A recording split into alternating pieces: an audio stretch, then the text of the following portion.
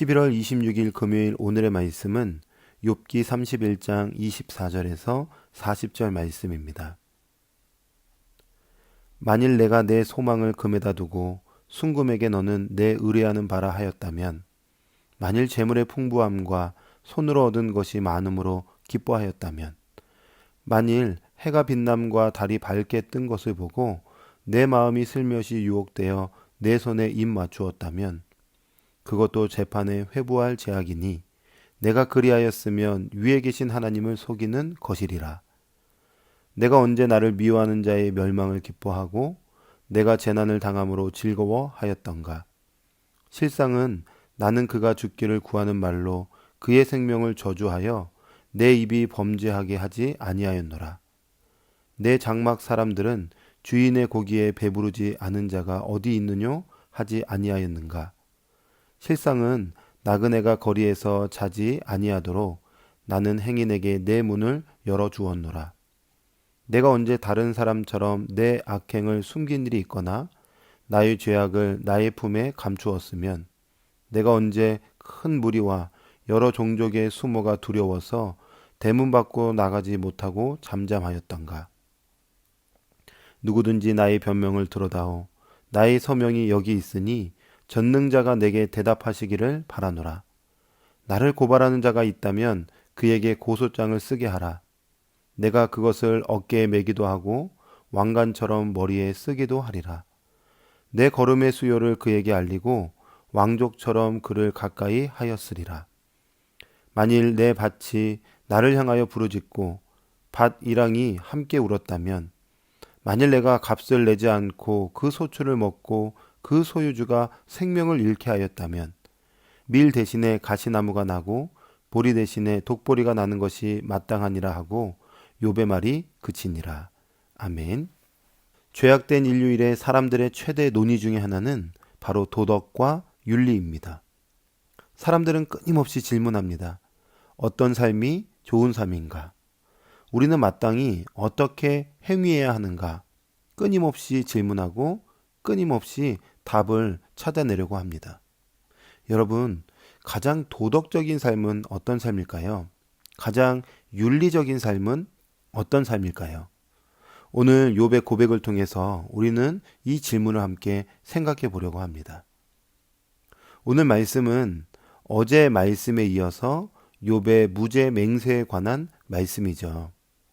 먼저 본문의 내용을 잠깐 정리해 보면 24절에서 28절의 말씀은 재물에 대한 신뢰와 천체 숭배에 대한 부분을 언급하고 있습니다.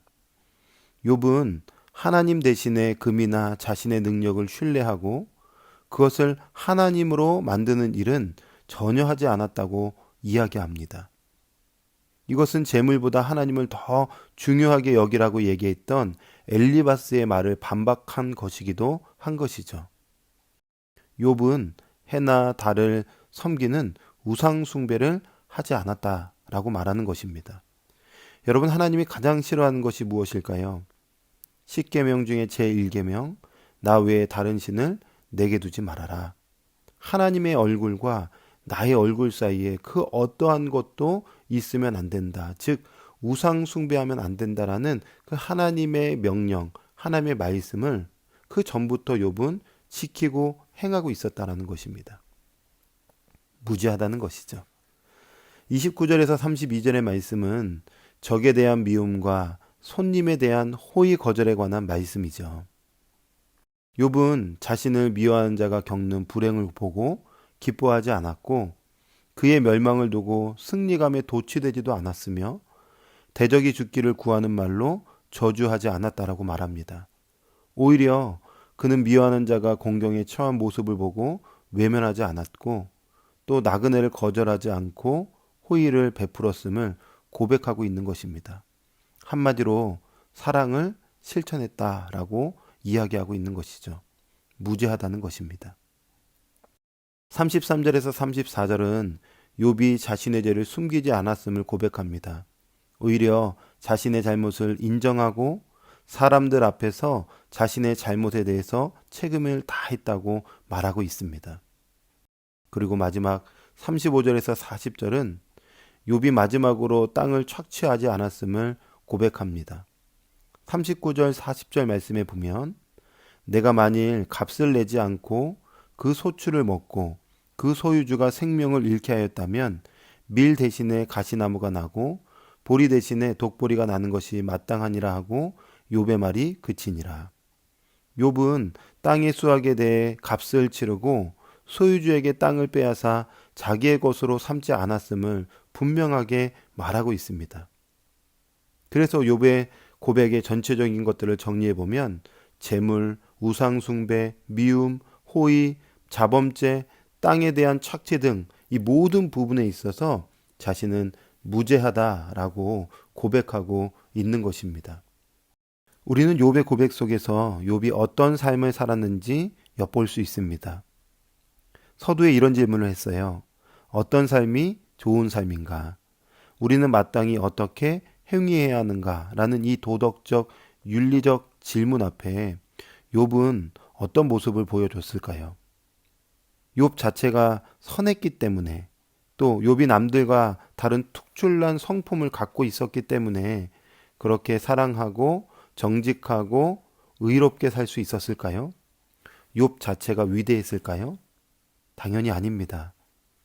욥이 그렇게 정직하고 성실하고 의롭고 또 약자를 돌보고 또 수많은 사람들에게 선을 베풀 수 있었던 힘, 그 힘은 하나님에 대한 바른 신앙이 있었기 때문입니다.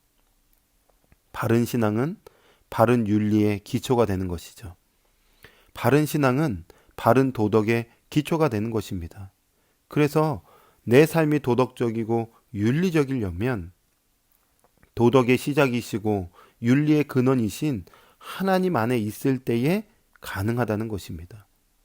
반대로 얘기하면 도덕적이지 못하고 윤리적이지 못한 삶을 살아가는 이유는 바로 하나님이 내 삶 가운데 없기 때문에 그렇습니다. 생명을 건져주신 예수님과 함께하지 않으면 우리의 죄악은 날로 날로 강성하여져서 더 파괴적이고 더 파멸의 길을 걸을 수밖에 없다는 것입니다. 믿음의 성도 여러분, 예수님을 잘 믿는 것은 단순히 구원을 의미하는 것만은 아닙니다. 예수님을 잘 믿는다는 것은 이 땅에서의 도덕과 윤리를 회복하는 것이고 상실한 거룩을 회복시키는 것입니다. 그래서 이 땅에서 하나님의 나라를 이루어가며 살아가는 것이 진짜 예수님을 잘 믿는 믿음의 삶이라고 할 수 있는 것이죠. 오늘 하루 우리는 더 주님을 사랑하기를 힘쓰고 주님의 사랑이 내 안에 충만히 거할 때 우리의 삶에 그 성품이 그 사랑이 흘러가게 되는 것입니다. 그래서 이웃을 사랑할 수 있는 힘이 생기고 세상을 변화시킬 수 있는 능력이 우리 가운데 부어지는 것이죠. 오늘도 내 영혼을 바라보고 또 나의 경험, 나의 지식을 의지하며 살아가는 것이 아니라 말씀이 기준이 되고 하나님을 열렬히 사랑함으로 성령의 충만한 가운데 살아내는 그런 저와 여러분이 되기를 주님의 이름으로 축복합니다. 아멘. 기도하겠습니다. 하나님 감사합니다.